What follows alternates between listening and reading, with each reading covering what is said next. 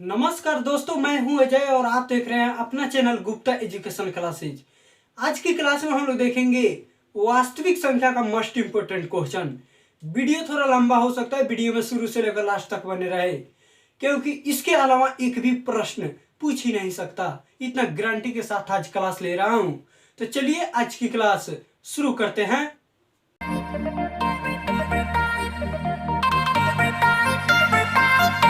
यहाँ पे friend 7 topic आ गया। आज हम लोग 7 टॉपिक कवर करेंगे इसमें। तो चलिए हम पहला टॉपिक स्टार्ट करते हैं, परिमेय और अपरिमेय संख्या कैसे पहचानेंगे। तो देखिए फ्रेंड, यहाँ पे मान गए, यहाँ पे 5 है। कहा जाए 5 कौन सी संख्या है, 5 रहे, 6 रहे, 7 रहे, इस तरह से कौन सी संख्या है पूछ दे, ये कौन सी संख्या है। तो 5 को हम 5/1 लिख सकते हैं। तो हम इसको क्या कह सकते हैं, परिमेय संख्या है। तो 5 मेरा हो जाएगा परिमेय संख्या। अगर ऐसा क्वेश्चन पूछ दे आपका 3.5/4 कौन सी संख्या है, तो इसको तोड़ेंगे तो 4 तिहाई 12 और 12 5 17/4, ये तो 17/4 हो जा रहा है। तो फिर ऐसा क्वेश्चन भी आए तो हम क्या कहेंगे, परिमेय संख्या है। अब देखिए यहाँ पे है पाई। अगर पूछ दे पाई कौन सी संख्या है, तो पाई अपरिमेय संख्या है, ये ध्यान में रखिएगा। पाई क्या है, अपरिमेय संख्या है। लेकिन इसका मान जो है 22/7, ये क्या हो जाएगा, ये परिमेय संख्या हो जाएगा। पूछ दे 22/7 क्या होगा, तो क्या होगा, ये परिमेय संख्या हो जाएगा। यहाँ पे √9 है। बोल दे √9 क्या चीज है, परिमेय है या अपरिमेय है। इस तरह से जिसका वर्गमूल निकलने वाला हो वो दे सकता है, पूछ देगा परिमेय है कि अपरिमेय है। तो यहाँ पे √9 है, 9 रूट में से निकलेगा तो कितना होगा, 3 निकलेगा। तो ये तो मेरा 3 हो जाएगा, तो ये परिमेय संख्या हो जाएगा, क्योंकि हम 3/1 लिख सकते हैं। तो इस तरह से आपका लिख देगा। अगर रूट में 16 दिया रहता तो 16 भी निकल जाता, 4 हो जाता, तो वो भी मेरा क्या हो जाता, परिमेय संख्या हो जाता। देखिए यहाँ पे है 3√5। अगर इसको कहा जाए परिमेय है कि अपरिमेय है, तो देखिए फ्रेंड, यहाँ पर √5 अपरिमेय संख्या है। क्या है, अपरिमेय संख्या है। और 3 परिमेय संख्या है। और परिमेय और अपरिमेय में जब हम गुना करेंगे तो अपरिमेय संख्या आता है। तो ये क्या हो जाएगा, 3√5 मेरा अपरिमेय संख्या हो जाएगा। अगर ऐसा क्वेश्चन पूछे 3√5 दिया है, 7√5 कुछ भी दे दे यहाँ पे, तो क्या हो जाएगा, अपरिमेय संख्या हो जाएगा। क्वेश्चन की तो फ्रेंड आपका एग्जाम में यही पूछेगा, या इसी टाइप का अंक बदल के पूछ सकता है, इसके अलावा कुछ नहीं पूछ सकता। देखिए ध्यान से, यहाँ पर है √64/81। अगर हम इसको रूट से निकालेंगे तो √64 निकलेगा तो यह 8 हो जाएगा, और 81 निकलेगा तो 9 हो जाएगा। तो ऐसा पूछेगा आपसे, ये परिमेय है कि अपरिमेय है, तो ये तो 8/9 निकल जा रहा है। ये कौन सी संख्या हो जाएगा, परिमेय संख्या हो जाएगा। देखिए यहाँ पे फ्रेंड 7 + 3√2 है। अगर यहाँ पे देखिए √2 अपरिमेय संख्या है, और परिमेय और अपरिमेय में गुना करेंगे अपरिमेय ही होगा। तो जब अपरिमेय होगा तो जोड़ेंगे तो अपरिमेय ही होगा। तो ये मेरा 7 + 3√3 क्या हो जाएगा, अपरिमेय संख्या हो जाएगा। अगर पूछा है यहाँ पे 4 - √3 कौन सी संख्या है, तो इस टाइप का अगर क्वेश्चन पूछ दे तो ये तो अपरिमेय संख्या है, अपरिमेय में, और ये परिमेय है, परिमेय में से अपरिमेय हटाएंगे, अपरिमेय ही आएगा। तो 4 - √3 मेरा क्या हो जाएगा, अपरिमेय संख्या हो जाएगा।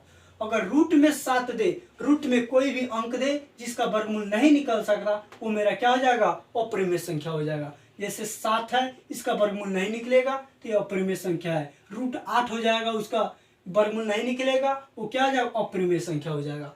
यहाँ पर देखिए फ्रेंड, यहाँ पर दिया है 2.4747, इस तरह से डॉट डॉट दे दिया है, बोल रहा है यह कौन सी संख्या है। तो देखिए फ्रेंड, यहाँ पे है 2.47, इसको डॉट डॉट में लिखा है, तो हम इसके ऊपर रेखड़िंग लगा सकते हैं। रेखड़िंग का मतलब हुआ यही चीज बार बार आएगा। तो ये जब रेखड़िंग लग गया तो रेखड़िंग वाला चीज परिमेय संख्या होता है, ये ध्यान में रखिएगा। क्या होता है, परिमेय संख्या होता है। तो ये मेरा क्या हो जाएगा, परिमेय संख्या हो जाएगा। यहाँ पर देखिए, यहाँ पर फिर है 3.56 का रेखड़ी कौन सी संख्या है, तो ये भी मेरा हो जाएगा परिमेय संख्या, क्योंकि यहाँ पे रेखड़िंग लग गया है। जब भी रेखड़िंग वाला आ जाए तो उसको हमेशा परिमेय संख्या लगाइएगा, वो परिमेय संख्या होता है। यहाँ पर देखिए एक और छूट गया। अगर यहाँ पे आपसे पूछ दे 3.01001 0001। अगर ऐसा क्वेश्चन पूछ दे ये कौन सी संख्या है, अगर पूछ दे ऐसा ये कौन सी संख्या है, तो इसको कौन सा संख्या बताइएगा।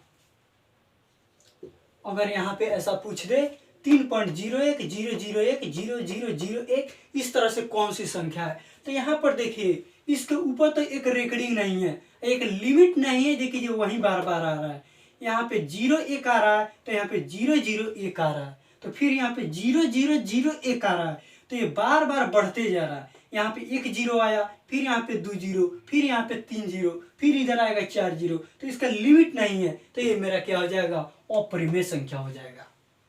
अगर डॉट में दिया रहे ऐसा तो ये परिमेय संख्या हो जाएगा, बार बार वही चीज रहे तब। जैसे 47 दिया है तो 47 आएगा, फिर 47 आएगा, तो परिमेय संख्या हो जाएगा।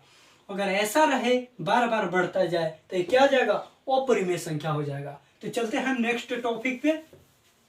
देखिए नेक्स्ट है टॉपिक 2.47 को p/q के रूप में बदले। हम लोग तो ये जाने हैं जो 2.47 को हम परिमेय संख्या बोलेंगे, क्योंकि यहाँ पे 4747 रहेगा, डॉट डॉट रहेगा, हम इसको परिमेय संख्या बोल देंगे। लेकिन इसको p/q के रूप में बदलना रहे तो कैसे हम बदलेंगे, आखिर परिमेय संख्या इसको कहेंगे कैसे। तो देखिए यहाँ पे फ्रेंड, यहाँ पर है 2.47 का रेकड़ी, इसको हम p/q के रूप में बदलना है। तो यहाँ पे क्या करेंगे, 2.47 का रेकड़िंग है तो इसको हम इसी तरह से लिख देंगे। 247 है तो 247 लिख देंगे, बटा ऊपर जितना अंक पे रेकड़िंग है उतना 9 नीचे लगा देंगे। अगर पॉइंट के बाद कोई भी अंक रहता और उस पर रेकड़िंग नहीं रहता तो उतना जीरो हम यहाँ पे बैठा देते, और यहाँ पर ऊपर वाला में से जितना पर रेकड़िंग नहीं है उसको हम घटा देंगे। तो यहाँ पे 247 तो लिखा गया है, लेकिन 2 पर रेकड़िंग नहीं है, तो 2 को हम इसमें से घटा देंगे। ये क्या हो जाएगा, 245 बटा 99 हो जाएगा। देखिए यहाँ पे 247 है तो इसको हम इसी तरह से लिख देंगे, और जितना पर रेकड़िंग है उतना 9 नीचे लिख देंगे। अगर पॉइंट के बाद कोई भी संख्या रहता और उस पर रेकड़िंग नहीं रहता तो उस पर हम यहाँ पे उतना जीरो लगा देते, जितना अंक रहता उतना जीरो हम लगा देते, और यहाँ पे जितना रेकड़िंग को छोड़ के जितना अंक रहता उसको हम ऊपर से घटा देते। तो यही मेरा क्या हो जाएगा, p/q के रूप में हो गया। देखिए यहाँ पे अगला दिया है 0.16 पर रेकड़िंग, ये तो परिमेय संख्या हो गया। तो परिमेय संख्या हो गया तो इसको p/q के रूप में बदले कैसे। तो देखिए यहाँ पे हम कर सकते हैं 16, जो अंक दिया है उसको हम लिख देंगे, यहाँ पर 16 लिख दिए, बटा कितना पर रेकड़िंग है, 6 पर रेकड़िंग है एक, तो 1 9 लगा देंगे, और पॉइंट के बाद कितना अंक है जिस पर रेकड़िंग नहीं है, सिर्फ एक अंक है, 1 है, तो 1 जीरो यहाँ पर लगा देंगे, और रेकड़िंग के बाद जो भी बचे उसको हम ऊपर से घटा देंगे। तो यहाँ पर रेकड़िंग तो सिर्फ 6 पे है, तो 1 बचा है, तो इसमें से हम 1 घटा देंगे। तो ये क्या हो जाएगा, 15 बटा 90, अभी कटेगा तो 15 6 90, 1 बटा 6 हो जाएगा। तो ये मेरा क्या हो गया, p/q के रूप में बदल गया।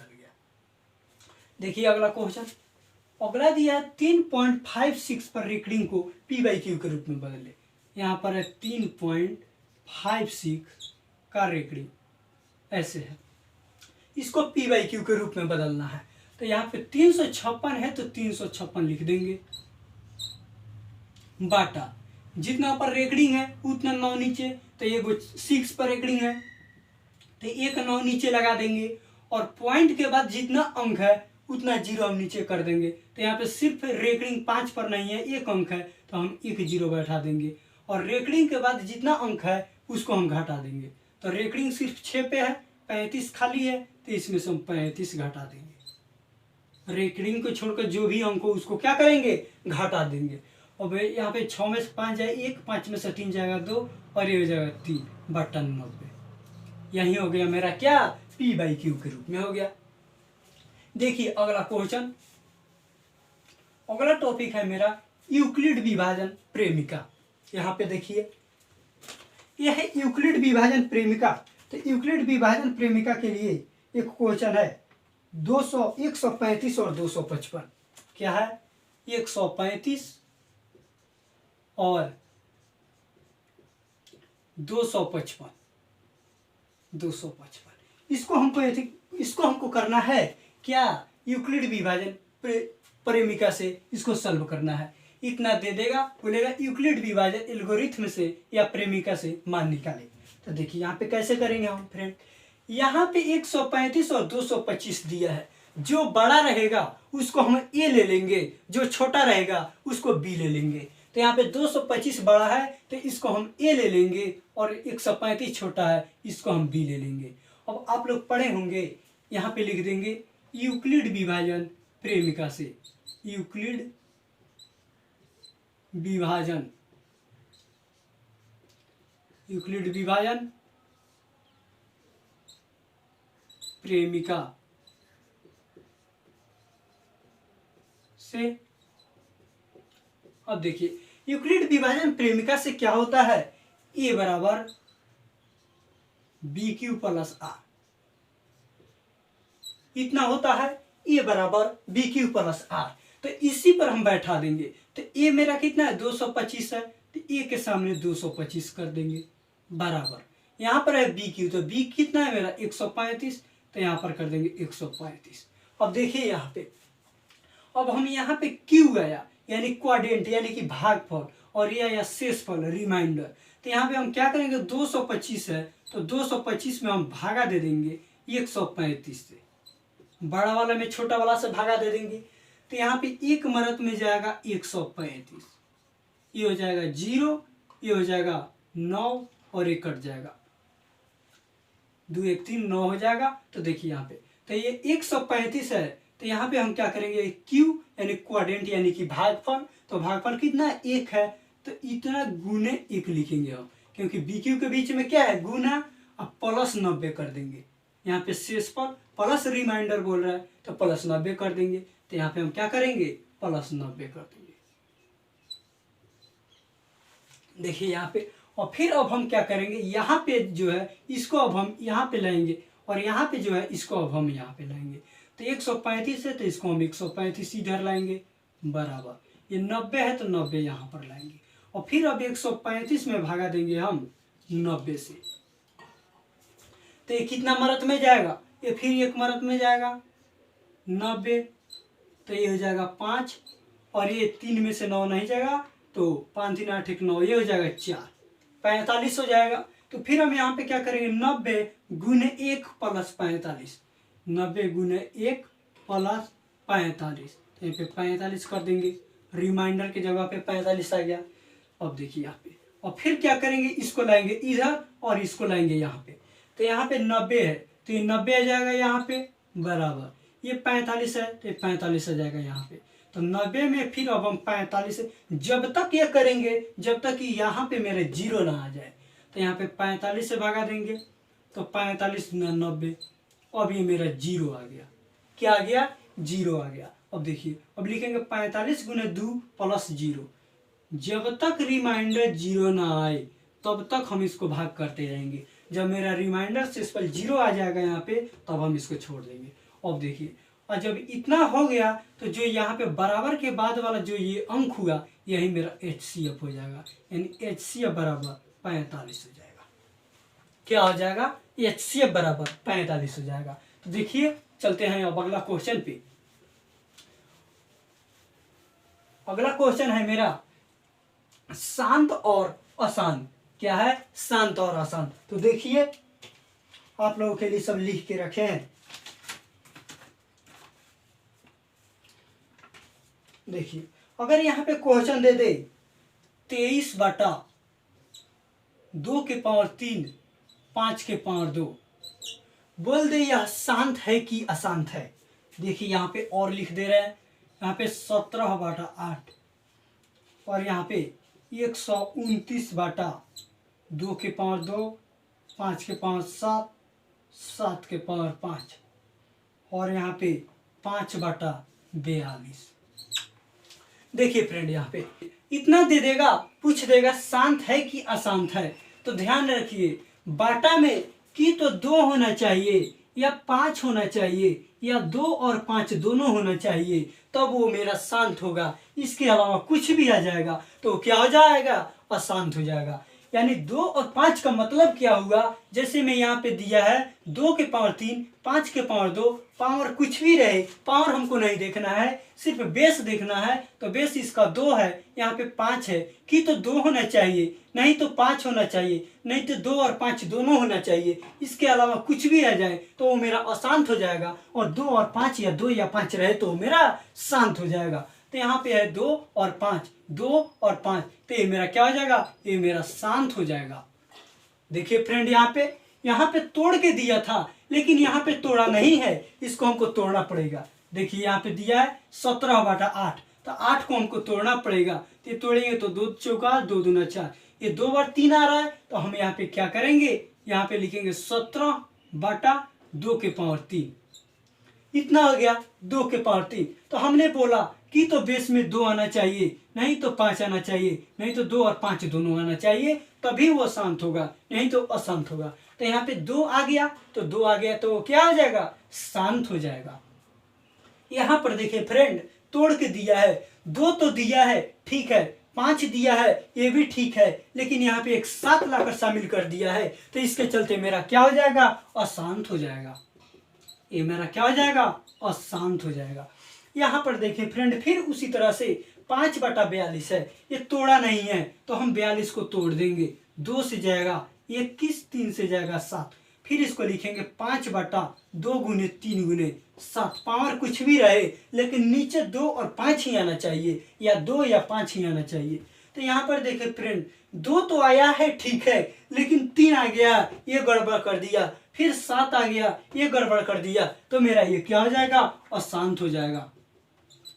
तो इस तरह से हम शांत और अशांत पहचानेंगे। नीचे अगर बाटा में 2 रहे या 5 रहे, या 2 और 5 दोनों रहे, तो वो मेरा शांत हो जाएगा। अगर इसके अलावा कुछ भी आ जाए तो वो मेरा क्या हो जाएगा, अशांत हो जाएगा। तो चलिए चलते हैं नेक्स्ट टॉपिक, अभाज्य गुणनखंड के रूप पे। तो देखिए यहाँ पे 5 नंबर है मेरा अभाज्य गुणनखंड के रूप। बोल देगा आपसे क्वेश्चन में, जैसे में है 140, बोल देगा 140 को अभाज्य गुणनखंड के रूप में बदले, तो हम क्या करेंगे, 140 का लघुत्तम लेंगे, ये जाएगा 70, फिर 2 से जाएगा 35, फिर कितने से जाएगा, फिर 5 से जाएगा 7, इतना हो जाएगा मेरा। तो देखिए यहाँ पे जब इसको बदलेंगे तो ये हो जाएगा 140 को तोड़ेंगे तो ये हो जाएगा 2 गुने 2 गुने 5 गुने 7, इतना आया। इसको हम गुना में लिख देते हैं, इसको क्या करते हैं, गुना में लिख देते हैं, 2 गुने 2 गुने 5 गुने 7। अब देखिए फ्रेंड, यहाँ पर 2 2 है, तो इसको हम 2 के पावर 2 लिख सकते हैं, गुने 5 गुने 7। इसी तरह से क्वेश्चन पूछेगा कि 140 को या 150 को या 160 को अभाज्य गुणनखंड के रूप में बदले, तो हम क्या करेंगे, उसको तोड़ देंगे, और जो जितना बार रहेगा उतना पावर हम लगा देंगे। यहाँ पे 2 2 बार था तो 2 के पावर 2 कर दिए हैं, और जो बचेगा उसको लिख दिए। अगर यहाँ पे 2 5 बार 3 बार रहता तो यहाँ पे 2 के पावर 3 कर देते। अगर यहाँ पे 5 है, अगर 5 यहाँ पे 2 बार रहता, 5 गुने 5, तो हम यहाँ पे 5 के पावर 2 कर देते। इस तरह से हम तोड़ देंगे, जो आएगा उसका लघुत्तम लेंगे, लघुत्तम लेकर, और जो आएगा इस तरह से उसको हम लिख देंगे, और जो जितना बार रहेगा उतना बार हम क्या करेंगे, पावर लगा देंगे। यही मेरा हो गया अभाज्य गुणनखंड के रूप। तो देखिए चलते हैं अब हम एलसीएम और एचसीएफ अभाज्य गुणनखंड विधि से। आपसे पूछ लेगा एग्जाम में, एलसीएम और एचसीएफ निकाले अभाज्य गुणनखंड विधि से। तो देखिए हम उसको कैसे करेंगे।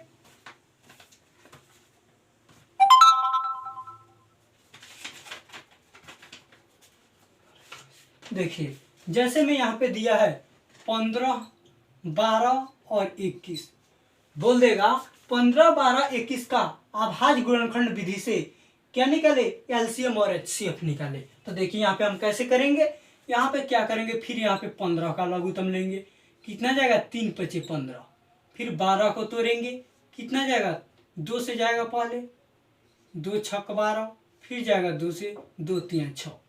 यहाँ पर देखिए, यहाँ पर 21 है, 21 को तोड़ेंगे तो 3 7 21, इतना में जा रहा है। तो हम क्या करेंगे, यहाँ पे 15 दिया है तो 15 बराबर 3 गुने 5 कर देंगे।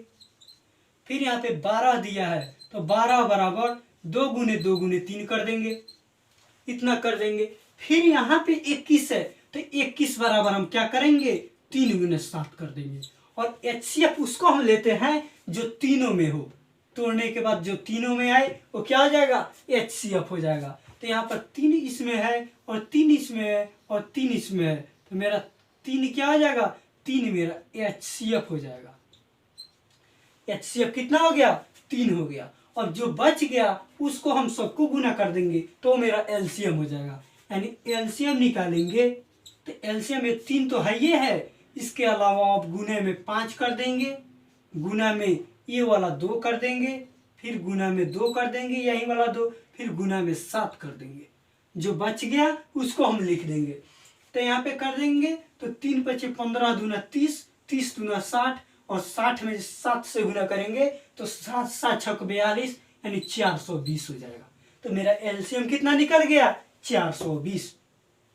देखिए तो इस तरह से पूछ देगा 15 12 21 या दूसरा अंक दे देगा, बोल देगा इसको अभाज्य गुणनखंड विधि से LCM और HCF निकाले। तो हम क्या करेंगे जो रहेगा उसका हम लघुत्तम ले लेंगे और लघुत्तम लेकर लिख देंगे नीचे ऊपर। और जो देखेंगे जो तीनों में आए यानी इसमें भी इसमें भी इसमें भी वो मेरा HCF हो जाएगा। और LCM निकालेंगे तो जो तीनों में आया है उसको एक बार लिख देंगे और जो बच गया उसको हम गुना में लिखकर और सबको गुना कर देंगे, जो आएगा वो मेरा क्या हो जाएगा LCM हो जाएगा। अब आइए फ्रेंड यहाँ पे लास्ट देखते हैं सिद्ध करने वाला प्रश्न। तो देखिए सिद्ध करने वाला प्रश्न देखने से पहले 2 फार्मूला है उसको लिख लीजिए। यहां पर है एक भाज्य बराबर भाजक गुने भागफल प्लस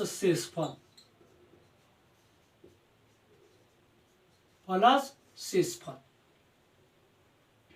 याद रखिएगा भाज्य बराबर होता है भाज्य गुने भागफल प्लस शेषफल। आपको क्या करेगा भाज्य का मान दे देगा, भाजक का मान दे देगा, बोलेगा शेषफल का मान निकालिए। इसी तरह से इसमें से किसी का भी 3 का मान दे देगा और बोल देगा 1 का मान निकालने के लिए।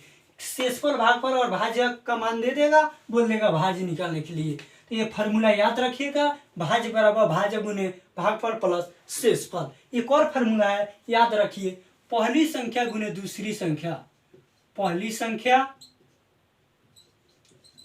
गुने दूसरी संख्या गुने दूसरी संख्या बराबर होता है LCM गुने HCF। पहली संख्या गुने दूसरी संख्या बराबर LCM गुने HCF।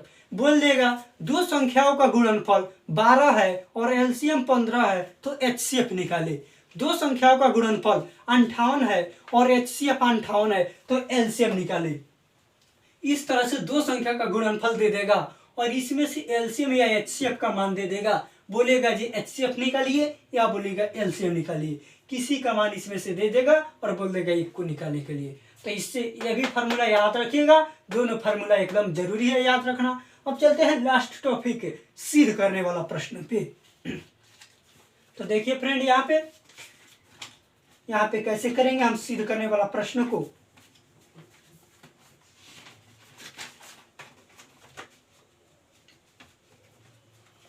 यहां पर देखिए इसको हटा रहा है, यहां पर सिद्ध करने वाला में है 1√3, एक है 3 + 2√5, 3 + 2√5 और एक है 7√5, 7√5। यहाँ पर देखिए यहाँ पर हम बता दे रहे हैं 3 + 2√5 को कैसे हम निकालेंगे इसको बता दे रहे हैं। 7√5 का भी हिंट्स दे दे रहे हैं, लेकिन एक √3 छोड़ रहा है क्योंकि यह हल्का है। इसको आप लोग सिद्ध करिएगा कि ये अप्रिमेय संख्या है कि परिमेय संख्या है, और नहीं हो पाएगा तो एक कमेंट करिएगा, हम इसको भी बता देंगे। तो देखिए यहाँ पे पूछ देगा 3 + 2√5 को सिद्ध करे कि 3 + 2√5 एक अप्रिमेय संख्या है, सिद्ध करे कि √3 एक अप्रिमेय संख्या है, ऐसा क्वेश्चन पूछ देगा। तो यहाँ पे पूछेगा सिद्ध करे कि 3 + 2√5 एक अप्रिमेय संख्या है। तो देखिए हम इसको बता रहे हैं। तो यहाँ पर लिखेंगे माना, मान लेंगे जो भी रहे उसको लिख देंगे माना यहाँ पे 3 + 2 √5 है, तो इसको लिख देंगे माना 3 + 2 √5 एक परिमेय संख्या है, एक परिमेय संख्या है। इसको हम मान लिए ये 3 + 2 √5 एक परिमेय संख्या है, तो इसको हम p/q के रूप में लिख सकते हैं जब परिमेय हो गया तो, बराबर 3 + 2 √5 यहाँ पर लिख देंगे, जहां q = नॉट 0, जहां q मेरा 0 नहीं होना चाहिए, यानी परिमेय संख्या के बाटा में 0 नहीं होता है, तो q की जगह पे क्या होगा, 0 नहीं होगा। तो यहाँ पर देखिए ये p/q है तो p/q लिख देंगे, और यहाँ पे प्लस में 3 है, इधर जाएगा माइनस में 3 बराबर 2 √5 हो जाएगा। अब यहाँ पर देखिए फिर, अब यहाँ पे p/q माइनस का 3 और 2 इधर गुना में इधर आएगा तो भागा में बराबर √5, इसको हम समीकरण नंबर 1 ले लेंगे। अभी यहाँ पर देखिए, यहाँ पर ये जो आया ये मेरा परिमेय संख्या आया, और यहाँ पे आया अप्रिमेय संख्या, और ये दोनों बराबर है, तो परिमेय संख्या और अप्रिमेय संख्या बराबर नहीं होता है। तो यहाँ पर लिखेंगे चूंकि p/q -3 एक परिमेय संख्या है, एक परिमेय संख्या है तथा p/q -3/2 2 छूट गया, सॉरी, यहाँ पे एक परिमेय संख्या है तथा √5 एक अपरिमेय संख्या है, तथा √5 एक अपरिमेय संख्या है, अपरिमेय संख्या है। अब यहाँ पे लिखेंगे इसलिए हमारे द्वारा, इसलिए समीकरण 1 से, समीकरण 1 है तो इसको लिख देंगे, इसलिए समीकरण 1 से हमारे द्वारा माना गया, हमारे द्वारा माना गया बात विरोधाभास प्रकट होता है, विरोधाभास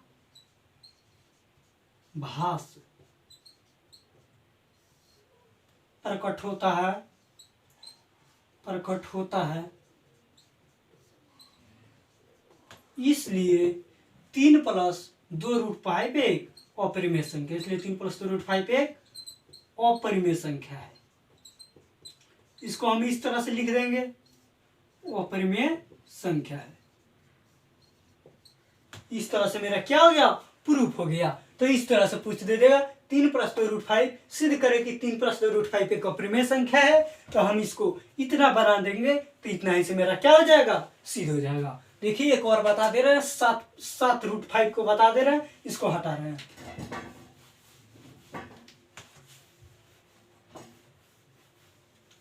यहां पर है 7 √5, इसको भी लिख लेंगे हम, माना कि 7 √5 एक परिमेय संख्या है, कोई भी रहे हम उसको परिमेय मान लेंगे। तो यहाँ पे लिखेंगे माना 7 √5 एक परिमेय संख्या है, एक परिमेय संख्या है। जब ये परिमेय संख्या हो गया तो हम इसको p/q के रूप में लिख सकते हैं, और जब हम इसको p/q के रूप में लिख देंगे बराबर 7 √5 कर देंगे, जहां q = नॉट 0 होना चाहिए, जहां q 0 नहीं होना चाहिए। अब यहाँ पर देखिए फ्रेंड, यहाँ पे p/q है और यहाँ पे 7 √5 है, 7 गुना में है, इधर आएगा भागा में हो जाएगा, यहाँ पे भागा में आएगा तो नीचे q में गुना हो जाएगा, तो ये हो जाएगा मेरा 7q बराबर √5, इतना हो गया। अब इसको हम समीकरण नंबर 1 ले लेंगे।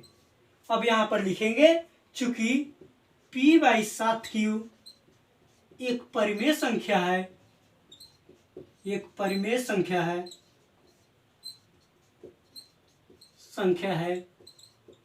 तथा √5 क्या है, अपरिमेय संख्या है, तो यहाँ पे लिख देंगे तथा √5 एक अपरिमेय संख्या है, अपरिमेय संख्या है। अतः समीकरण 1 से हमारे द्वारा माना गया बात विरोधाभास प्रकट होता है, क्योंकि हम इसको परिमेय माने थे और ये अप्रिमेय हो रहा है। तो यहाँ पे लिख देंगे अतः समीकरण 1 से हमारे द्वारा